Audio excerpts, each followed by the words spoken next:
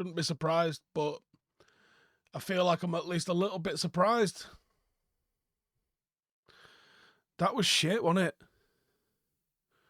It was a refreshed team, not entirely refreshed, and actually, about 20 minutes in, I was thinking, oh, I've missed Casemiro playing, you know. And then we get done on a little bit of a counter. Delow's obviously turned off. I haven't got a fucking clue what Maguire's doing following the run like that. And we're 1-0 down. And I think one of the issues that this team has got at the moment is, and I almost can't even be asked analysing goals or that game, because that game doesn't matter. In the grand scheme of things, that game does not matter. We were told the League Cup does not matter when we won the fucking thing. So I don't want to see people going on about how United have failed because we didn't win a fucking competition that you tell us we're not supposed to fucking win in the first place. Make that make sense?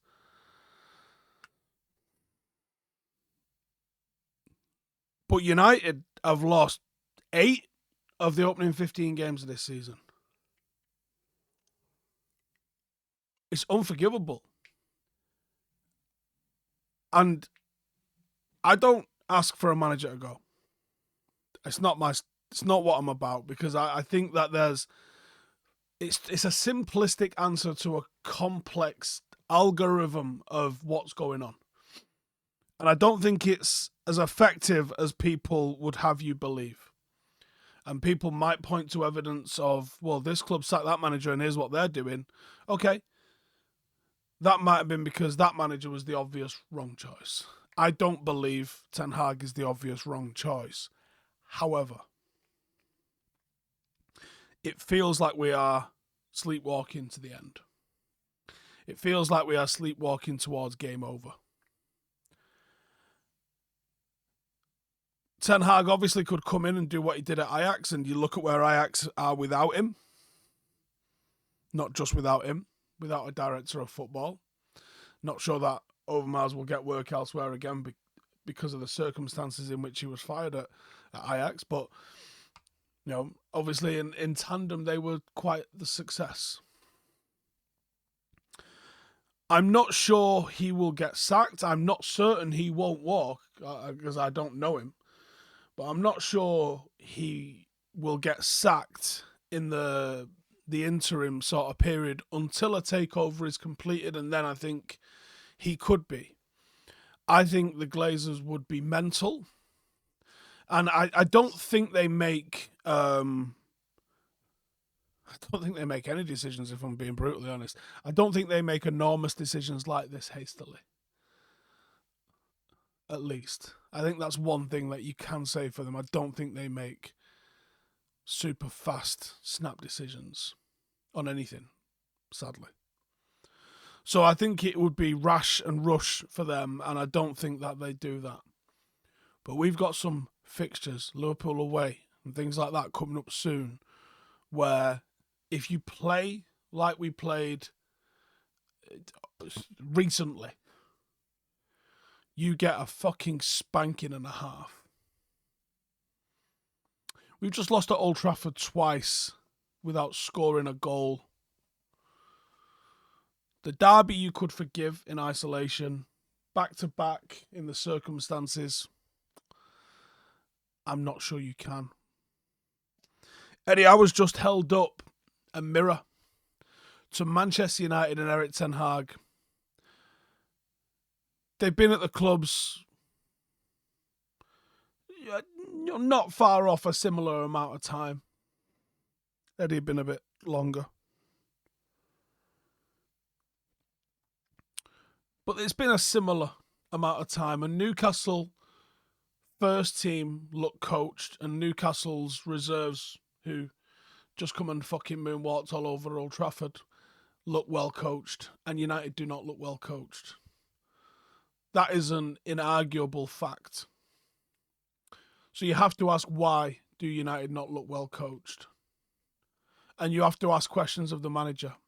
Now, I've said this a few times. Asking questions doesn't mean you're making statements or asking for people to go. It means asking questions. Questions were asked to Sir Alex at times, and sometimes the answer was there and sometimes it wasn't. I think with Erik, you have to ask this question: why do we not look well coached? Eddie Howe took over a Newcastle team that was all but destined for relegation. And now it's not weird to see them in the Champions League, and it's not weird to see them. They've just beaten PSG. They've just, had a hell of a game in the San Siro. They just knocked Manchester City, the treble winners, out of this cup. They've just knocked the cup holders out of this cup. Why? They've spent money, but so have we.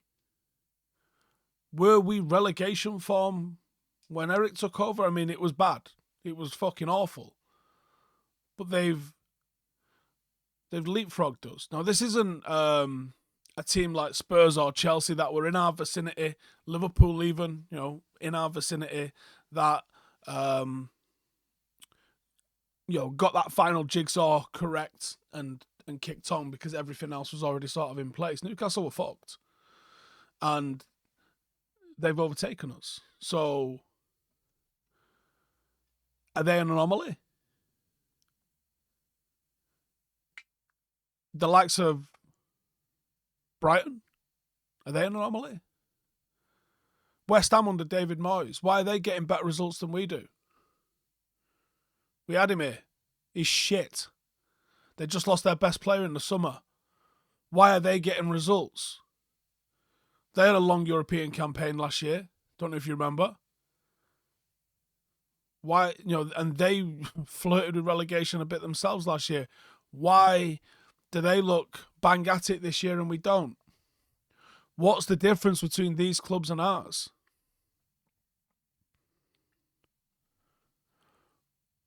What can be done about this fall off? Because it's frustrating, to say the least, at the moment.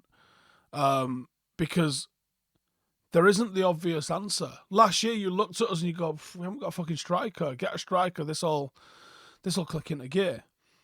Then we got a striker and lost the right wing. Then we lost the entire defence. Then the midfield, which looked so good for us last season, just went AWOL. We got a goalkeeper bedding in. He had a little bit of teething problems. Then he looked like he'd started to find his feet with a couple of good performances. What right now is our missing striker situation? Because I don't know to even express how much we are missing and how much we are lacking.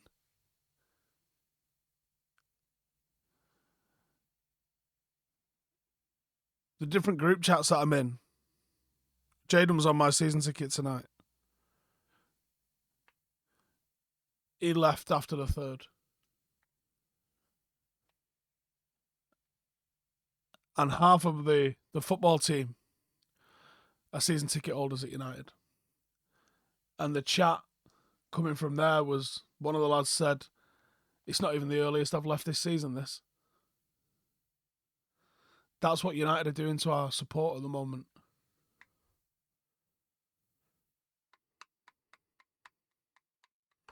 I do not know what the answer are.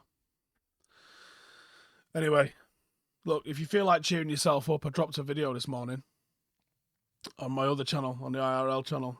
I'll put a link in the description in case anyone can be asked doing it. But I promise it's a little bit of light relief and something completely different from Manchester United, which I completely understand if you don't want to try and even analyse what's just happened there tonight. I get it. But go and check out that channel and that video. I think you might like it. I spent today's November the 1st, I spent today at the National Arboretum Memorial, which is essentially the home of the Royal British Legion. And I went, and I'm just getting this off my chest, because there's not really anywhere else I'm going to talk about it, but I've never been.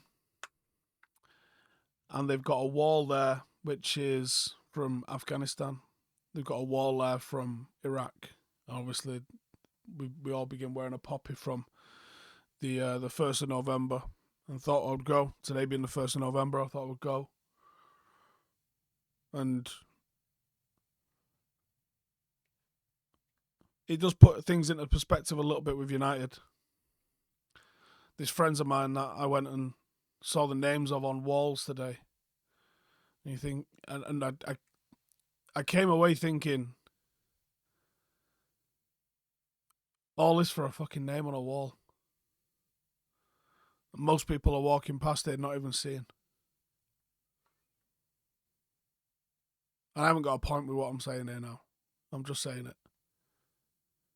And I will say there's some of the statues and the sculptures and stuff are phenomenal. And I enjoyed the visit. I'd never been. I had zero expectation of what it was like. I did no research before I went. I just thought, I'm going.